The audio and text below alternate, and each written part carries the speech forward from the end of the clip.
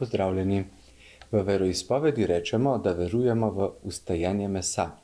Kaj to pomeni, vstajenje mesa? Gre za vstajenje tega našega propadljivega, minljivega telesa, ki mu je smrtna obsodba položena že v zibko. Kakor se namreč človek veseli novega rojstva, tako bodo nekega dne žalovali ob njegovi smrti. Pa vse skupaj postavimo v širši kontekst. Ko odpreš Sveto pismo, na prvi strani prve besede Svetega pisma rečejo: v začetku je Bog ustvaril. Tudi zadnje strani Svetega pisma sporočajo, da ima stvarstvo, katerega del je minljivi človek, svoj konec. Poročilo o stvarjenju sporoča, da je bil človek ustvarjen kakor mrtva gmota, kakor mrtev kip iz gline, Adam. Bog pa je tisti, ki mu vdihne dih, ruah. Nekega dne nam bo ljubi Bog ta dih tudi vzel in bomo izdihnili, Bogu bomo vrnili dih življenja. Ta dih življenja je silno krhka in nežna stvar. Vzame nam ga lahko že majhen okužen komar, kot je to se zgodilo pri Aleksandru Velikem, bakterija, virus, udarec, padec. Sveto pismo sporoča, da sta bila prva človeka naga, kar razumemo kot ranljiva, izpostavljena. Nekateri cerkveni očetje menda govorijo, da sta bila oblečena v Božjo slavo, v Božjo luč, zato se nista čutila ogrožena, ranljiva, ni ju bilo strah. Oblečena sta bila v Božje prijateljstvo, Božje otroštvo. To je bilo njuno pravo dostojanstvo in lepota. To čudovito obliko z grehom izgubita, zato se nenadoma zavesta, da sta krhka in minljiva. Prestrašena spoznata, da ima življenje hitro polzi iz rok. Za ilustracijo. Človeka bi lahko primerjali stekleni žarnici. Dokler žarilna nitka žari s polno močjo, ne vidiš, kako je steklena bučka okrog nje krhka. Ko žarilna nitka ugasne, spoznaš, kako je žarnica krhka in propadljiva. Podobno sveča. Ko je sten prižgan, vidiš samo žareč svetov plamen, ne pa krhkega stenja. Ko svečo ugasneš, spoznaš, kako krhek je sten in kako zlahka ga odlomiš. Ko človek v raju reče: jaz sem Bog, jaz sem merilo vsega, svet se vrti okrog mene, prihodnost je v moji roki, jaz sem vir življenja, človek izgubi lepo bleščečo obliko Božjega prijateljstva. Človek prestrašen spozna, da mu življenje z vsako sekundo odteka. Globoko v sebi čuti, da je bil ustvarjen za večno življenje, ki je v uživanju Boga. Človek želi življenje zgrabiti, da bi sebe za vsako ceno ohranil. Naprimer, strah pred smrtjo občuti že novorojenček, ki prestrašen zajoka. Strah pred smrtjo, pred umiranjem samemu sebi, občuti majhen otrok, ki reče: ta igrača je samo moja, bratec se ne bo igral z njo. Strah pred umiranjem samemu sebi občuti človek, ki se nažre hrane in napije pijače, namesto da bi jo delil z drugimi. Strah pred smrtjo občuti človek, ki grabi k sebi imetje in vpliv. Strah pred smrtjo občutijo mladi, zato gredo na divje zabave in pijančevanja, da bi pozabili to svojo minljivost. Ljudje se drogirajo kemično ali nekemično, da bi pozabili na smrt. Strah pred smrtjo in željo po večnem življenju, željo po uveljavitvi sebe najdemo tudi drugje, kakor piše apostol Pavel: nečistovanje, nečistost, skratka, v spolnosti hočem dokazati, da sem jaz vir življenja, potem razuzdanost, skratka, privoščiti si hočem vse, kakor divji konj brez uzde, razuzdan, malikovanje, kadar ustvarjena stvar po božanstvim in nadenem božanske lastnosti, eno resnično dobro, lepo. Potem recimo čaranje, ko si hočem podvreči nadnaravne moči, potem sovraštvo, kadar bližnji ni več moj brat, moja sestra, ampak tekmec, potem prepirljivost, ljubosumnost, kadar si hočem brata ali sestro prisvojiti in mu odreči svobodo, ki je temeljna lastnost ljubezni, potem pa jeza, kadar hočem svojo voljo uveljaviti tudi s silo, častihlepnosti, seveda, če sem Bog, želim, da me občudujejo, razprtije, strankarstva, nevoščljivosti, pijančevanje, žretja in tako naprej. Vse to našteto najdemo v 5. poglavju pisma apostola Pavla Galačanom. Pavel to imenuje dela mesa. Človek namreč dramatično spozna, da je propadljiv, minljiv, zato na prečudne načine hoče ohraniti svoje meso. Mimogrede, ko že govorimo o mesu, kar postavi meso ali pa drugo hrano, ki ohranja to naše minljivo telo pri življenju na sobno temperaturo. Pokvarila se bo prej ali slej. Tako je tudi z vsakršno hrano, s katero nahranimo naše telo in našo dušo, da bi se ohranili. Od tega, kar dobiš na krožniku, do raznih užitkov, zabave, dejavnosti. Z vso to hrano se hranimo, a bomo kljub temu nekega dne umrli. Edina hrana, ki nas lahko nahrani tako, da nas bo ohranila za večno življenje, je Jezus sam, kruh življenja.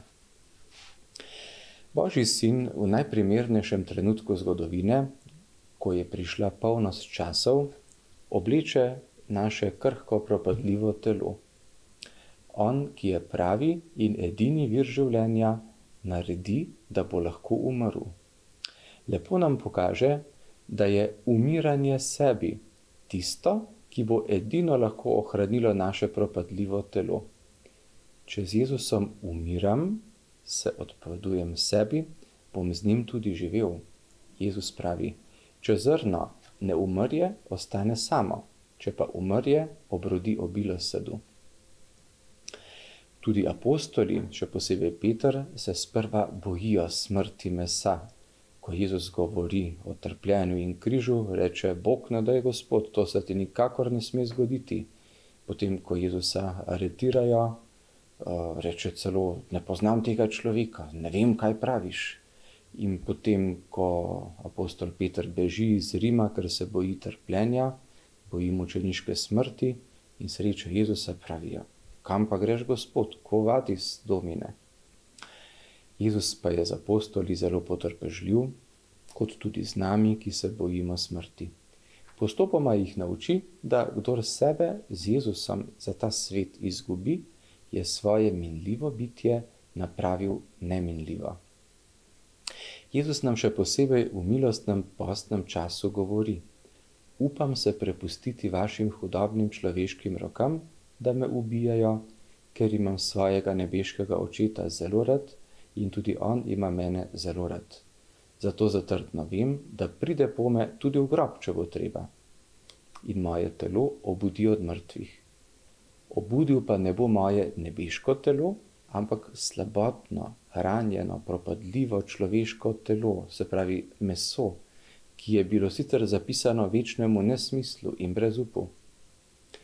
Ko bo moj nebeški oče prenovil in napravil moje, se pravi Jezusovo, človekovo propadljivo telo, bo s tem prenovil tudi propadljiva telesa vseh mojih bratov in sester, ki so se s krstom zaupljivo krstili, se pravi potopili v moje skrivnostno telo Cerkev.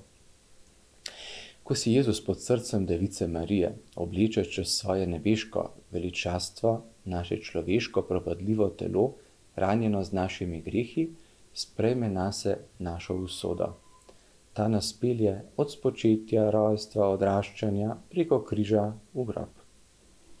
Ko človek Jezusa spoznam, mu pričnem zaupati, se pravi verovati, se s krstom potopim vanj in se ga ob pomoči molitve in zakramentov, posebej obhajila in spovedi, z vso močjo oklepam do zadnje sekunde življenja in ko z Jezusom umiram in nosim za z njim svoj križ, Jezusova končna usoda postane tudi moja usoda.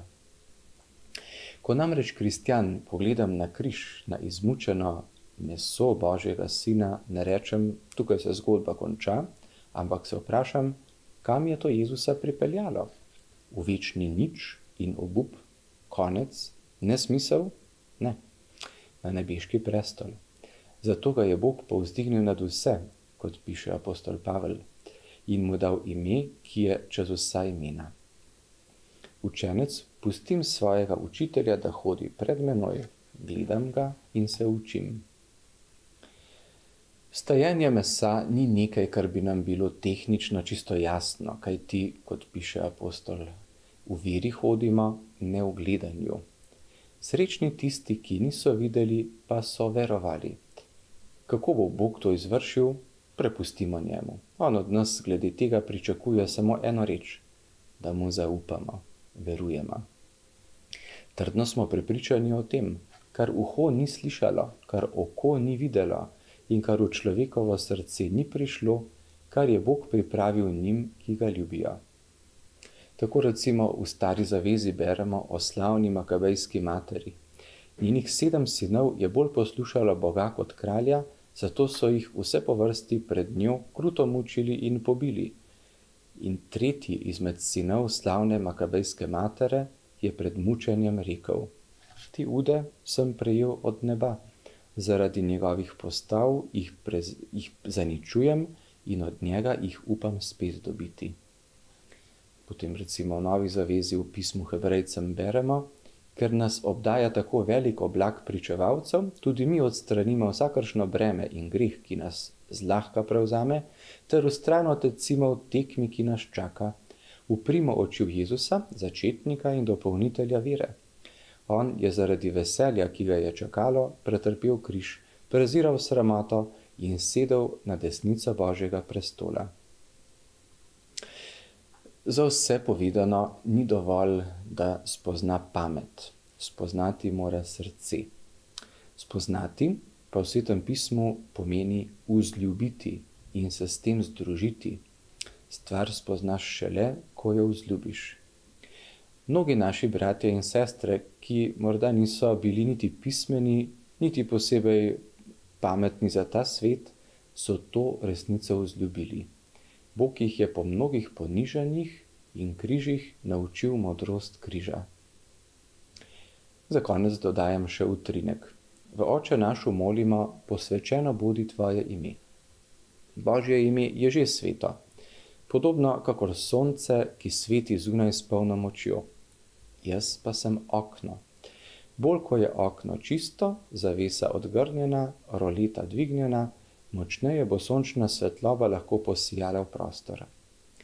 Ko prosim nebeškega Očeta, posvečeno bodi tvoje ime, ga prosim tudi, da bi skozi mene, kakor skozi čisto in odgrnjeno okno, posijal v ta svet in bodo drugi lahko skozi mene spoznali, kako je Bog lep. Tako bo Božje ime sveto tudi po meni in tebi. Tako upamo, da bo njegova zmagovita lepota presijala tudi naša umrljiva telesa, da bodo presvetljena z njegovo lepoto, zavedno ozdravljena propadljivosti in umiranja.